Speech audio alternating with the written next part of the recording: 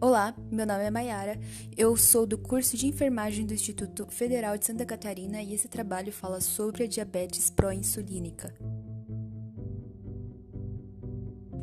Histórico da doença.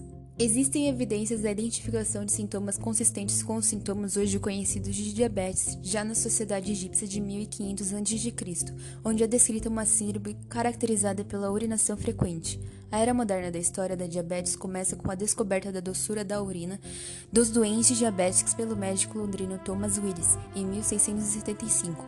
Foi este médico que acrescentou o sufixo latino mellitus à palavra diabetes, cuja tradução literal é doce como mel.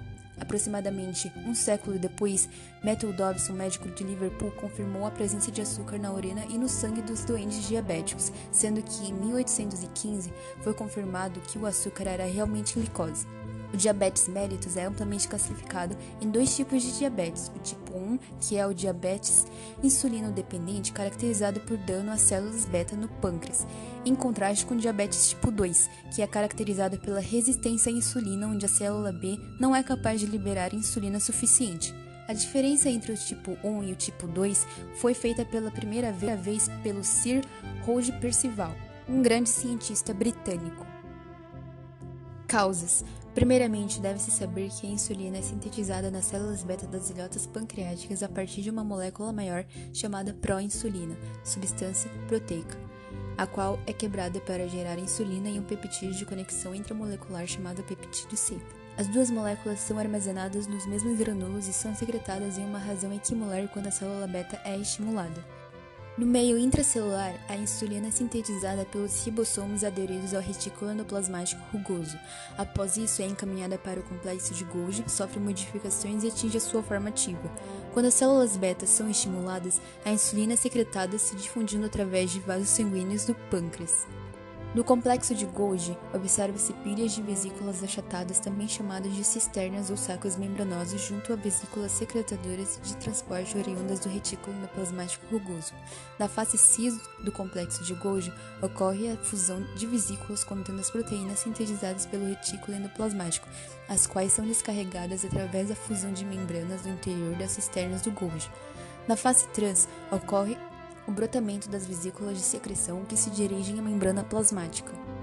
Quando ocorre produção insuficiente de insulina ou mau funcionamento de qualquer uma das organelas citadas anteriormente, a glicose não consegue ser absorvida pelas células, acumulando-se no sangue. O aumento de glicemia no sangue em decorrência deste quadro é chamado de diabetes pró-insulínica do tipo 2 e pode trazer sérias consequências à saúde do indivíduo.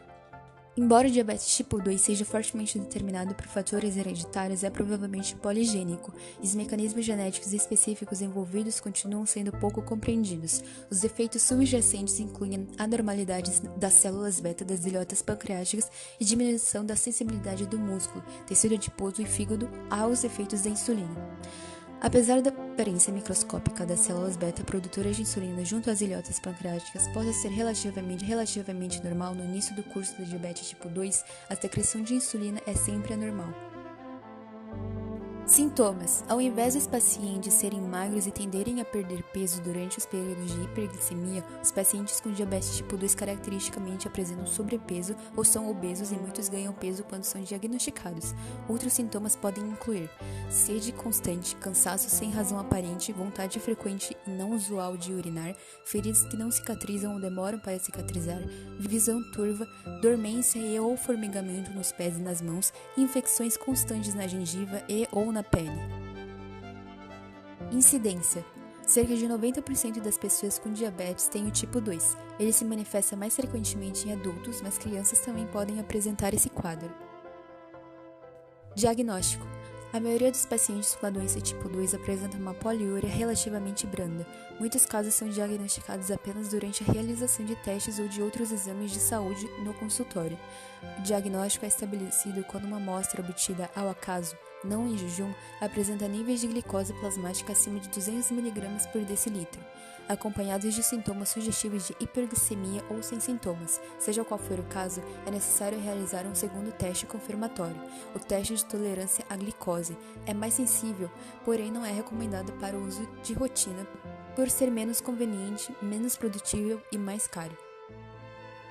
Tratamento. Na situação mais comum, a progressão da diabetes tipo 2 é gradual e a insulina passa a ser necessária somente após anos de tratamento bem-sucedidos à base de dieta, exercícios e terapias orais. O uso de insulina neste contexto difere em vários aspectos da terapia com insulina para diabetes tipo 1.